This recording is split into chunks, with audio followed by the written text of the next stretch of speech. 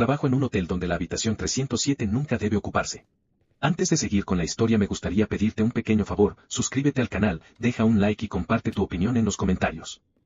Llevo 3 años trabajando el turno nocturno en este hotel y jamás, ni una sola vez, hasta anoche, alguien había vuelto a pedir la llave de la habitación 307 después de que se lo explicáramos con calma, con firmeza, con el manual abierto sobre el mostrador si hacía falta, porque anoche el hombre no solo insistió, sino que sonrió cuando le dije que no, como si supiera algo que yo no sabía, como si la negativa fuera parte de un juego que él ya había jugado antes, y esa sonrisa es la razón por la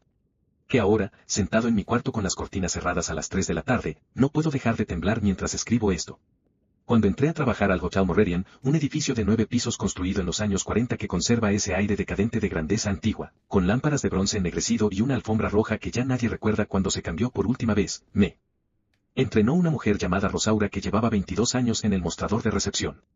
Rosaura me explicó todo lo que un recepcionista nocturno necesita saber, cómo manejar a los huéspedes borrachos que bajan a las 4 de la mañana exigiendo que les devuelvan el dinero, cómo llamar a seguridad sin sonar alarmado, cómo procesar una tarjeta que el sistema rechaza 3 veces seguidas. Pero hubo una cosa que me repitió más que cualquier otra, con una seriedad que en ese momento me pareció exagerada, casi cómica, bajo ninguna circunstancia, nunca, jamás, se entrega la llave de la habitación 307. No importa quién la pida. No importa qué credenciales muestre. No importa si dice ser policía, si dice ser familiar del dueño, si dice tener una reservación confirmada por escrito. La 307 no se renta. Punto final. Le pregunté por qué, obviamente, porque cualquiera lo habría preguntado, y Rosaura simplemente negó con la cabeza y me dijo que algunas cosas es mejor no saberlas hasta que uno las necesita saber, y que si alguna vez llegaba el momento en que si las necesitara, ya sería demasiado tarde para que la explicación sirviera de algo. En ese momento pensé que era una de esas supersticiones absurdas que la gente mayor arrastra de generación en generación, como no poner las llaves sobre la mesa o no barrer los pies de alguien soltero. Firmé mi contrato, memoricé el protocolo, y durante los primeros 2 años de trabajo la habitación 307 fue apenas una anécdota que mencionaba a los nuevos empleados con una sonrisa condescendiente, la misma sonrisa que yo le vi a Rosaura cuando me lo explicó a mí. El hotel tiene 180 habitaciones distribuidas en 9 pisos, y en el sistema de reservaciones, la 307 simplemente no existe. Fue eliminada digitalmente hace más de una década. Si alguien intenta reservarla por internet, el sistema salta directamente de la 306 a la 308, como si el número no formara parte de la numeración del edificio. Pero cualquiera que camine por el pasillo del tercer piso puede ver la puerta, con su número de bronce atornillado, ubicada entre las otras dos como si nada, salvo que nunca hay luz debajo del marco, nunca hay carrito de limpieza estacionado frente a ella, y el personal de mantenimiento tiene instrucciones explícitas de no entrar jamás, ni siquiera para labores de rutina. Una vez le pregunté a un compañero de mantenimiento, un hombre llamado Gil que llevaba más tiempo que Rosaura en el hotel, cuando había sido la última vez que alguien había entrado a esa habitación, y me dijo, sin dejar de enroscar un cable, que la última vez que él supiera había sido hacía 9 años, y que después de eso él mismo había pedido que lo cambiaran de piso para no tener que volver a acercarse a esa puerta. La historia que circula entre los empleados más antiguos, la que nadie cuenta completa sino en fragmentos, como si contarla entera trajera mala suerte, es que la habitación 307 perteneció originalmente al fundador del hotel, un hombre llamado Anselmo Vidaurre, quien construyó el edificio con dinero que nunca quedó del todo claro de dónde había salido, y que vivió en esa suite privada durante los primeros años de operación del hotel, antes de que ocurriera lo que ocurrió. Lo que ocurrió, según la versión más repetida, es que una noche de invierno Anselmo Vidaurre asesinó a su esposa y a sus 2 hijos dentro de esa habitación, y después se quitó la vida él mismo, dejando las paredes marcadas de una manera que ningún trabajo de pintura logró borrar completamente durante los primeros meses posteriores a la tragedia. La policía de la época cerró el caso rápido, demasiado rápido según algunos, y la familia que heredó el hotel decidió sellar la habitación en vez de venderla o remodelarla, quizás por respeto, quizás por miedo, quizás porque intentaron rentarla de nuevo y algo salió tan mal que prefirieron no volver a intentarlo.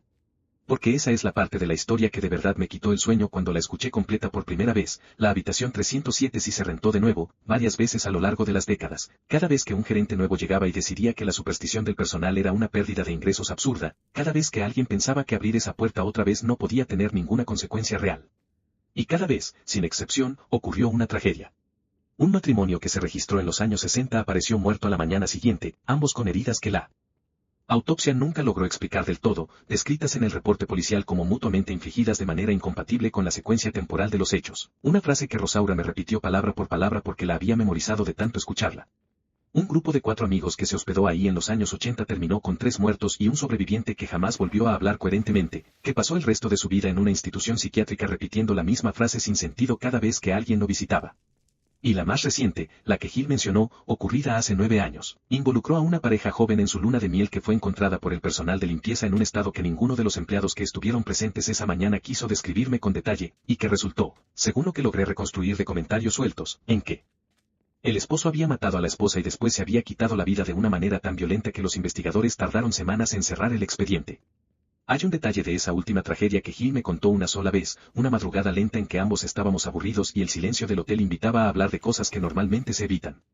Me dijo que cuando el personal de limpieza entró esa mañana, antes de que nadie llamara a la policía, antes de que se activara cualquier protocolo, encontraron sobre el espejo del baño un mensaje escrito con lo que en ese momento pensaron que era lápiz labial, pero que el forense confirmó después que era sangre, y que el mensaje no eran palabras reconocibles en ningún idioma, sino una serie de trazos que parecían, según la mujer que lo descubrió y que renunció esa misma tarde sin llevarse siquiera su último cheque, un mapa. Un mapa de habitaciones. Un plano diminuto y preciso del propio hotel, con una X marcada exactamente sobre el cuadro que representaba la 307, como si alguien, o algo, hubiera querido asegurarse de que quien encontrara ese mensaje supiera con total claridad dónde tenía que volver. Gil también me contó que, años antes de eso, cuando él todavía era joven en el oficio, un huésped completamente ajeno a la historia del hotel, un viajante de comercio que se hospedaba ahí por negocios cada 2 o 3 meses, le preguntó una noche, con total naturalidad, por qué en el pasillo del tercer piso siempre hacía más frío que en el resto del edificio, y por qué, cuando pasaba frente a cierta puerta cerca de la mitad del corredor, sentía la necesidad irracional de caminar más rápido, casi de correr, sin saber explicar por qué. Gil no supo qué responderle en ese momento, y el hombre nunca volvió a hospedarse ahí después de esa conversación, aunque tampoco dio ninguna razón concreta cuando canceló sus reservaciones futuras. Después de ese último incidente, la gerencia tomó la decisión definitiva, la habitación 307 jamás volvería a rentarse, bajo ninguna circunstancia, y el protocolo que Rosaura me enseñó se volvió ley absoluta dentro del hotel. Se instaló una cerradura adicional, mecánica, que solo el gerente general tiene llave para abrir, además de la cerradura electrónica original que quedó desactivada en el sistema. La puerta se pintó del mismo color que las demás para no llamar la atención de los huéspedes curiosos, y con el tiempo, la mayoría del personal simplemente aprendió a no mirar hacia ese lado del pasillo cuando pasaba cerca. Yo, como dije, llevaba 3 años trabajando ahí sin que la historia de la 307 fuera más que una curiosidad macabra, el tipo de anécdota que uno cuenta en una fiesta cuando alguien pregunta si ha trabajado en lugares con historias raras. Nunca nadie había vuelto a pedir esa habitación, porque nadie sabía que existía, porque no aparecía en ningún sistema de reservación, porque ni siquiera figuraba en los mapas de evacuación que se entregan a los huéspedes. Hasta anoche. Eran las 11:40 de la noche cuando la puerta giratoria del vestíbulo se movió y entró un hombre solo, cargando una maleta pequeña, vestido con un abrigo largo que no correspondía del todo al clima templado que hacía esa noche. Se acercó al mostrador con paso tranquilo, casi ceremonioso, y antes de que yo pudiera darle la bienvenida de la manera estándar que uno repite automáticamente después de 3 años, él habló primero, y dijo que necesitaba la habitación 307. No dijo una habitación. No dijo tienen disponibilidad. Dijo, específicamente, con una precisión que me heló la espalda antes de que mi cerebro terminara de procesar lo que estaba escuchando, que necesitaba la 307, que ya había estado ahí antes, y que sabía exactamente cómo llegar sin necesidad de que yo lo acompañara. Le respondí, siguiendo el protocolo al pie de la letra, que esa habitación no estaba disponible, que de hecho no formaba parte del inventario activo del hotel, y le ofrecí en su lugar la 308, que tenía las mismas dimensiones y una vista prácticamente idéntica. El hombre no se movió. No discutió, no levantó la voz, no insistió de la manera en que insisten los huéspedes molestos cuando algo no sale como esperaban. Simplemente sonrió, una sonrisa lenta que no le llegó a los ojos, y me dijo que entendía perfectamente que yo tuviera instrucciones de negarme, que él también había trabajado alguna vez del otro lado del mostrador, en otro tiempo, y que sabía cómo funcionaban esas reglas. Después añadió algo que hasta el día de hoy no logro sacarme de la cabeza, dijo que la habitación lo estaba esperando desde hacía mucho tiempo, y que las reglas del hotel no podían cambiar eso. Le pedí, con la voz más firme que logré reunir, que por favor tomara la 308 o que de lo contrario tendría que buscar alojamiento en otro lugar, y el hombre asintió, como si aceptara, y se alejó del mostrador hacia los sillones del vestíbulo, donde se sentó a esperar sin dar más explicaciones. Durante los siguientes minutos lo observé de reojo mientras atendía a otras tareas, y noté algo que en su momento archivé como simple nerviosismo mío pero que ahora, mirando hacia atrás, me parece la primera señal clara de que algo no encajaba en las reglas normales del mundo. El hombre no revisaba su teléfono. No hojeaba ninguna revista de las que dejamos sobre la mesa central. No se movía prácticamente nada, salvo por un gesto repetitivo, casi mecánico, de girar entre los dedos un objeto pequeño que al principio no logré identificar y que después, cuando reconocí con un escalofrío que me subió por la nuca, resultó ser una llave antigua, de metal oscurecido, distinta a cualquiera de las tarjetas electrónicas que usamos en el hotel desde hace más de una década. Una llave que él ya tenía consigo antes de que nadie se la entregara. Pensé en acercarme, en preguntarle directamente de dónde había sacado ese objeto, pero algo en la manera en que sostenía la mirada fija en un punto indefinido del techo, como si estuviera escuchando una conversación que solo él podía oír, me disuadió de hacerlo. Volví a mis labores administrativas, revisando el reporte de ocupación, convenciéndome a mí mismo de que el hombre simplemente se cansaría de esperar y se marcharía antes de que terminara mi turno. Pensé que finalmente había desistido, que quizás cambiaría de opinión o que simplemente se iría cuando comprendiera que no habría excepciones. Me equivoqué. A la 1 de la madrugada, mientras yo estaba en el cuarto de atrás revisando el reporte de ocupación del día, mi compañero de turno esa noche, un muchacho llamado Ferran que llevaba apenas 4 meses trabajando ahí y que todavía no conocía la historia completa de la 307 porque nadie se había tomado el tiempo de explicársela con la seriedad que merecía, atendió al mismo hombre en el mostrador. No sé exactamente qué le dijo, porque no estuve presente en ese momento, pero cuando regresé al mostrador 10 minutos después, Ferran tenía en la mano la llave maestra que se usa para casos de emergencia, y me explicó, con una calma que me pareció aterradora en retrospectiva, que el huésped le había ofrecido una cantidad de dinero en efectivo que superaba el costo de 3 noches en la suite presidencial, solamente por acceder a la 307 por una sola noche, y que Ferran, sin saber la historia completa, sin entender que estaba rompiendo la única regla absoluta del hotel, había aceptado. Intenté detenerlo. Le dije que esa habitación no se rentaba jamás, que había una razón detrás de esa regla, que Rosaura me había advertido específicamente sobre esto desde mi primer día. Ferran me miró como si yo estuviera exagerando, como si estuviera reaccionando de manera desproporcionada a lo que él veía simplemente como una oportunidad de generar un ingreso extra que después podría mencionar favorablemente frente al gerente. El hombre del abrigo ya no estaba en el vestíbulo. Ferran me confirmó, con una sonrisa satisfecha que ahora me revuelve el estómago recordar, que ya lo había acompañado hasta el tercer piso y le había entregado la llave física, la única copia que existía, guardada en un sobresellado dentro de la caja fuerte de la oficina administrativa, a la cual Ferran, según descubrí después, había tenido acceso porque alguien había olvidado cerrar con llave esa mañana. Subí corriendo al tercer piso, con la esperanza absurda de poder revertir lo que ya se había hecho, pero cuando llegué al pasillo, la puerta de la 307 estaba cerrada, y debajo del marco, por primera vez en los 3 años que llevaba trabajando ahí, se filtraba una línea delgada de luz amarillenta. Toqué la puerta. Nadie respondió. Toqué de nuevo, con más fuerza, y desde el otro lado escuché, o creí escuchar, algo que sonaba como una risa apagada, casi un susurro, seguido de un silencio tan absoluto que me pareció más inquietante que cualquier ruido que hubiera podido escuchar. Bajé de nuevo a recepción y llamé al gerente general a su casa, algo que el protocolo permite únicamente en situaciones de máxima emergencia. Le expliqué lo que había pasado, y la reacción del gerente, un hombre normalmente calmado llamado Osvaldo, fue tan intensa que me tomó por sorpresa. Me ordenó, con la voz quebrada, que bajo ninguna circunstancia volviera a acercarme a esa puerta, que activara el protocolo de seguridad completo, que llamara a la policía inmediatamente sin esperar a que amaneciera, y que revisara las cámaras de seguridad del pasillo del tercer piso para documentar todo lo que pudiera antes de que él llegara al hotel.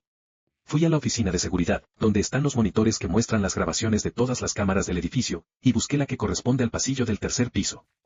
Lo que vi en la grabación me hizo dudar de mi propia cordura durante varios minutos.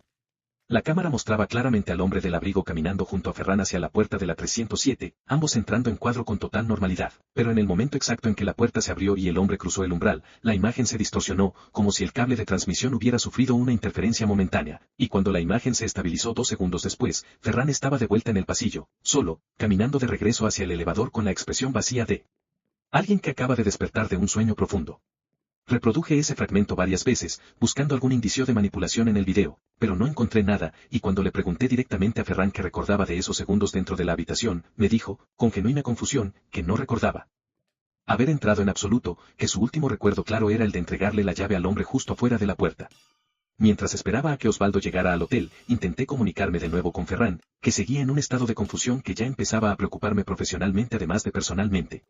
Le pregunté si recordaba algún detalle más específico sobre el momento en que le entregó la llave, cualquier palabra que el hombre hubiera dicho, cualquier gesto que le hubiera parecido fuera de lo común, y Ferran, con los ojos fijos en un punto de la pared detrás de mí, me dijo que lo único que recordaba con claridad era una sensación física muy concreta, la de haber caminado varios pasos más de los que la distancia real entre el elevador y la puerta de la 307 debería haber requerido, como si el pasillo mismo se hubiera estirado durante esos segundos, alargándose para acomodar un trayecto que no debería tomar más de 15 o 20 segundos caminando a paso normal. Cuando Osvaldo finalmente llegó, poco antes de las 2 de la madrugada, no vino solo. Traía consigo una carpeta gruesa, gastada por los bordes, que reconocí de inmediato como uno de los archivos históricos del hotel, y sin decir una palabra sobre por qué la había llevado consigo, se limitó a repetir, con la voz más grave que le había escuchado nunca, que bajo ninguna circunstancia debíamos volver a acercarnos a esa puerta hasta que llegara la policía, y que si el huésped salía por su propia cuenta antes de que las autoridades llegaran, no debíamos, bajo ningún motivo, intentar detenerlo ni hablar con él directamente. La policía llegó cerca de las 2:30 de la madrugada, dos oficiales que al principio trataron la situación como una simple llamada preventiva, hasta que les expliqué la historia completa del hotel y las circunstancias de las tragedias anteriores.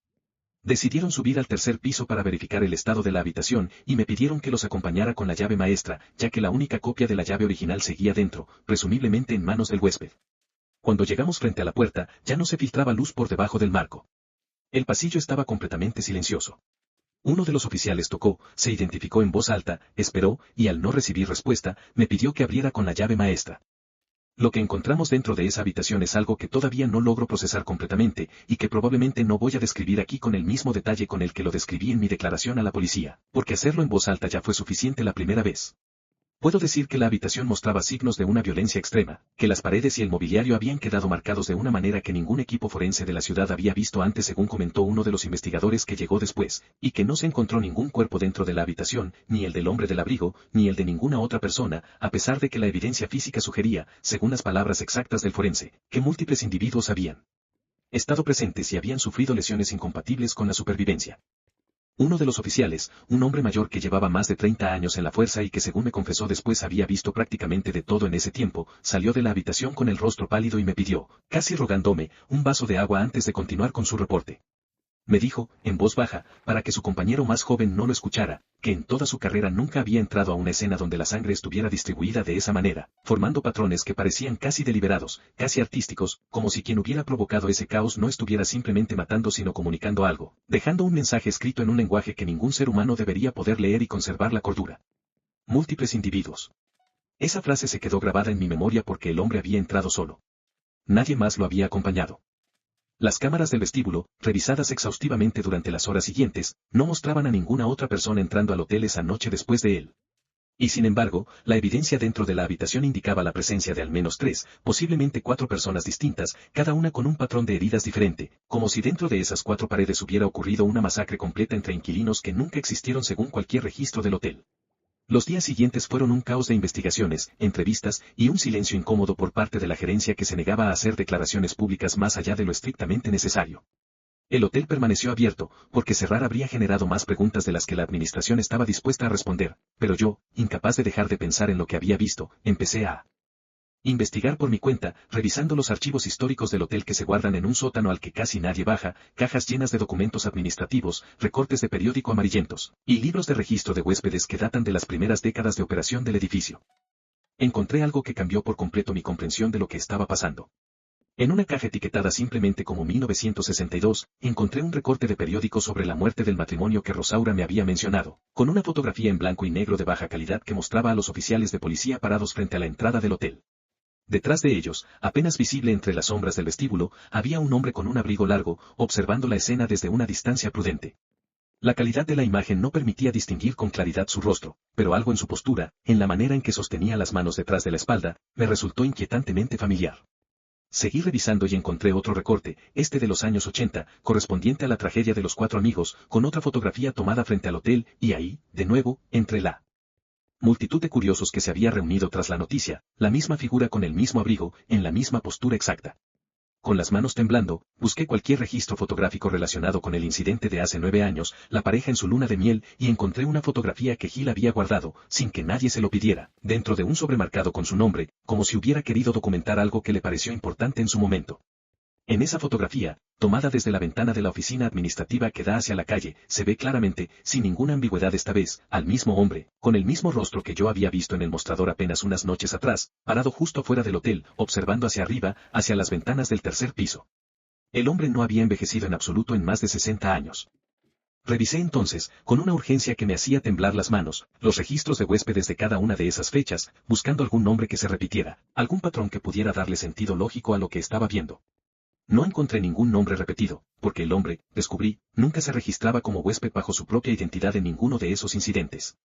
Aparecía siempre como un observador externo, alguien que llegaba al hotel apenas minutos antes o después de la tragedia, como si su función no fuera la de ocupar la habitación él mismo sino la de asegurarse, de supervisar casi, de que la tragedia ocurriera exactamente como debía ocurrir. En un documento manuscrito que encontré junto a las fotografías, escrito por un gerente que administró el hotel entre los años 50 y 70, había una anotación breve que decía, casi como una nota al margen sin mayor Explicación, que el señor Vidaurre solía visitar el hotel en las noches que importaban, una frase que en su momento probablemente no significó nada especial para quien la escribió, pero que a mí, sentado en ese sótano helado, me pareció la confirmación más clara de que la presencia del hombre del abrigo no era casual en ninguna de esas fechas. Esa noche no pude dormir. Me quedé despierto revisando cada documento que pude encontrar, buscando cualquier explicación que no involucrara algo que mi mente racional se negaba a aceptar, hasta que llegué al fondo de la caja más antigua, la que contenía documentos originales de la construcción del hotel y los primeros años de Anselmo Vidaurre como propietario. Ahí encontré un documento que no debería haber estado ahí, un contrato de empleo fechado apenas unos meses antes de la tragedia familiar, que designaba a un hombre como encargado nocturno del hotel, con un nombre que reconocí de inmediato porque era exactamente el mismo nombre que aparecía en mi propio contrato de trabajo, firmado 3 años atrás, el nombre que uso todos los días, el nombre que está impreso en mi credencial de empleado. Al principio pensé que se trataba de una coincidencia extraña, quizás un antepasado lejano que había trabajado en el mismo lugar generaciones antes, aunque la coincidencia del nombre completo, sin variación alguna, me pareció demasiado precisa para ser casual. Pero cuando finalmente encontré, al fondo de esa misma caja, envuelta en papel encerado que se había vuelto quebradizo con el tiempo, una fotografía del personal del hotel tomada en 1947, mi mente se quebró de una manera que todavía no logro reparar completamente. En esa fotografía, entre un grupo de empleados vestidos con el uniforme de la época, parado exactamente en el mismo lugar donde yo suelo pararme cada noche detrás del mostrador, había un hombre cuyo rostro era, sin ninguna duda posible, idéntico al mío. No un parecido. No un antepasado con rasgos similares. El mismo rostro, la misma expresión ligeramente cansada que yo veo en el espejo cada mañana antes de acostarme después de mi turno, la misma manera de inclinar la cabeza levemente hacia la izquierda que mi propia madre me ha señalado desde niño como una peculiaridad mía. Me quedé sentado en ese sótano durante lo que debieron ser horas, tratando de encontrar alguna explicación lógica, alguna manera de reconciliar lo que estaba viendo con la realidad que había aceptado hasta ese momento, y en algún punto de esa noche interminable, algo empezó a moverse dentro de mi memoria, algo que había estado enterrado, algo que no lograba articular completamente pero que sentía con la certeza física de un dolor antiguo. Recordé, o creí recordar, haber estado parado frente a esa misma puerta antes, no una vez, sino muchas veces, en momentos que no correspondían a ningún día específico de mi vida que pudiera ubicar en el calendario, y recordé también, con una claridad que me heló la sangre, la sensación de girar una llave dentro de una cerradura, de escuchar gritos del otro lado de una pared, y de no hacer absolutamente nada al respecto, de quedarme ahí parado, observando, como si esa fuera exactamente mi función, mi propósito, la razón por la que existo dentro de las paredes de este edificio. No terminé mi turno esa noche. Subí de nuevo al tercer piso, esta vez solo, sin llave maestra, simplemente para pararme frente a la puerta de la 307 y confirmar con mis propios ojos lo que ya sospechaba, y cuando llegué, la puerta ya no tenía la cinta de precaución de la policía, ya no tenía el sello que los investigadores habían colocado apenas unos días antes. La puerta estaba completamente normal, como si nada hubiera pasado ahí jamás, como si el hotel mismo hubiera decidido borrar cualquier rastro de lo ocurrido con una eficiencia que ningún equipo de limpieza humano podría lograr en tan poco tiempo. Toqué la madera con la punta de los dedos, y sentí, o imaginé sentir, una vibración leve, casi imperceptible, como el eco distante de algo respirando al otro lado. No abrí la puerta. No tenía la llave, y aunque la hubiera tenido, algo dentro de mí, algo que ahora reconozco como una advertencia de esa parte más antigua de mi propia mente, la parte que recuerda cosas que mi vida consciente nunca vivió, me dijo con absoluta claridad que abrir esa puerta en ese momento habría significado algo que todavía no estoy listo para enfrentar. Bajé, terminé de recoger mis cosas, y salí del hotel antes de que amaneciera completamente, con la intención de no volver jamás, de renunciar por escrito desde mi casa, de desaparecer de la vida de ese edificio de la misma manera silenciosa en que aparentemente había estado apareciendo y desapareciendo de ella durante generaciones sin ser plenamente consciente de ello. Caminé hasta mi departamento, cerré la puerta con doble llave, y me senté frente a mi computadora a escribir todo lo que acabo de contar, con la esperanza absurda de que ponerlo en palabras, de compartirlo con desconocidos en Internet, pudiera de alguna manera romper el patrón que empiezo a sospechar que ha estado repitiéndose desde 1947, quizás desde antes, cada vez que alguien con el rostro de Anselmo Vidaurre, o quizás simplemente algo que usa su rostro como quien usa una máscara familiar, regresa a pedir la llave de una habitación que nunca debió construirse. Terminé de escribir esto hace apenas unos minutos. Son las 7:40 de la noche. Mi turno en el hotel comienza a las 11, y aunque juré esta mañana que no volvería a poner un pie en ese edificio, encuentro que ya me he puesto el uniforme, que ya tengo las llaves de mi departamento en la mano junto a la credencial de empleado que debería haber dejado sobre el mostrador antes de irme, y que mis pies, sin que yo tome ninguna decisión consciente al respecto, ya están caminando hacia la puerta de salida. Sé que si llego al hotel esta noche, alguien va a pedirme la llave de la habitación 307. Lo sé de la misma manera en que uno sabe que va a amanecer, con una certeza que no admite discusión. Y sé, con la misma certeza terrible, que cuando esa persona la pida, mirándome directamente a los ojos con esa sonrisa que ya he visto antes en más de una vida, mi mano va a moverse hacia la caja fuerte, mis dedos van a marcar la combinación que se supone que solo el gerente conoce, y voy a entregar esa llave sin decir una sola palabra en contra, exactamente como lo he hecho, sospecho ahora, cada vez que esto ha ocurrido antes de esta noche, y exactamente como volveré a hacerlo cada vez que vuelva a ocurrir después. Llegué al hotel a las 10:40, 20 minutos antes de mi turno, con la vaga esperanza de que quizás, si llegaba temprano, si me mantenía ocupado con tareas administrativas antes de que el reloj marcara las 11, podría de alguna manera romper la secuencia que sentía cerrándose a mi alrededor como una trampa construida con décadas de anticipación. Rosaura ya no trabaja ahí, se jubiló hace un año, pero Ferran seguía en su puesto, terminando su turno de la tarde, y cuando me vio entrar me preguntó, con genuina preocupación, si estaba bien, porque según me dijo, tenía la misma expresión que había tenido esa noche hace apenas unos días, esa mirada perdida que él no supo nombrar entonces y que tampoco supo nombrar ahora. Llegué al hotel a las 10:40, 20 minutos antes de mi turno, con la vaga esperanza de que quizás, si llegaba temprano, si me mantenía ocupado con tareas administrativas antes de que el reloj marcara las 11, podría de alguna manera romper la secuencia que sentía cerrándose a mi alrededor como una trampa construida con décadas de anticipación.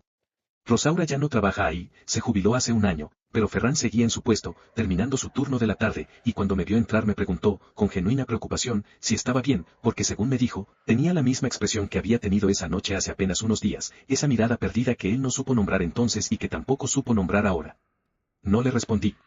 Me limité a ocupar mi lugar detrás del mostrador, exactamente en el punto donde había estado parado el hombre de la fotografía de 1947, y esperé. A las 11:38 de la noche, la puerta giratoria del vestíbulo se movió, y por ella entró una mujer joven, sola, con una maleta pequeña, que caminó directamente hacia el mostrador sin detenerse a mirar el resto del vestíbulo, con una determinación que reconocí de inmediato porque era exactamente la misma determinación que yo había visto en el hombre del abrigo apenas unas noches antes. Se detuvo frente a mí, dejó la maleta en el suelo con un cuidado casi ceremonioso, y antes de que yo pudiera pronunciar una sola palabra de bienvenida, ella habló primero, con una voz suave, casi dulce, que no correspondía en absoluto a la frialdad de lo que estaba a punto de pedirme. Dijo que necesitaba la habitación 307, que ya había estado ahí antes, en otro tiempo, y que sabía que yo entendería exactamente lo que eso significaba. Sentí que mi mano izquierda, sin ninguna orden consciente de mi parte, ya se estaba moviendo hacia el cajón donde guardamos temporalmente la llave maestra antes de trasladarla a la caja fuerte cada mañana.